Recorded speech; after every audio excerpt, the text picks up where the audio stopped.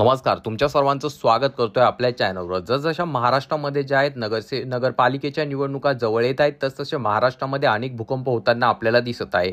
त्याच पार्श्वभूमीवरती गेल्या काही दिवसापासून उद्धव ठाकरे यांची शिवसेना फोडण्याचं काम चालू आहे, तर गेल्या काही दिवसापासून राज ठाकरे यांचा पक्ष देखील फोडण्याचं काम चालू आहे। तर नेमकं प्रकरण काय आहे आपण पाहणार आहोत, परंतु तत्पूर्वी तुम्हाला विनंती असेल, चॅनलवर नवीन असाल तर चॅनलला नक्कीच सबस्क्राईब करा।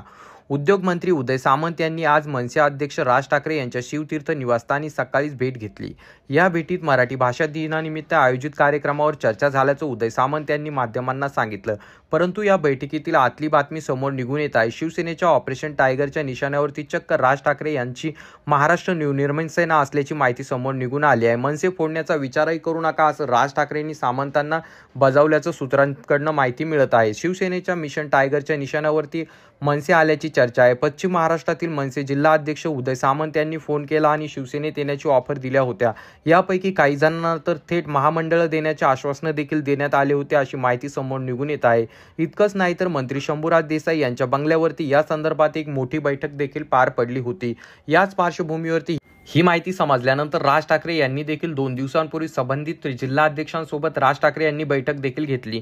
आता माझ्याकडे तुम्हाला देण्यासारखं काही नाहीये, त्यामुळे तुमचा पुढचा निर्णय तुमचा असेल असं देखील राज ठाकरे यांनी जिल्हा अध्यक्षांना सांगितलंय। त्यानंतर या सर्व जिल्हा अध्यक्षांनी मनसेतच थांबण्याचा निर्णय देखील घेतलेला आहे। दरम्यान या राजकीय घडामोडींवर स्वतः राज ठाकरे यांनी उदय सामंत यांना आज बोलावून घेतला आणि या संदर्भात जाब देखील विचारला आहे। मिशन टायगरमध्ये मनसे फोडण्याचा विचार सोडा असा राज ठाकरे यांनी उदय सामंत यांना स्पष्ट इशारा दिल्याची माहिती समोर निघून येत आहे। तरी मित्रांनो, तुम्हाला या संदर्भात काय वाटतं खाली कॉमेंट करून सांगा। चॅनलवर नवीन असाल तर देश मराठी चॅनलला नक्की सबस्क्राईब करा।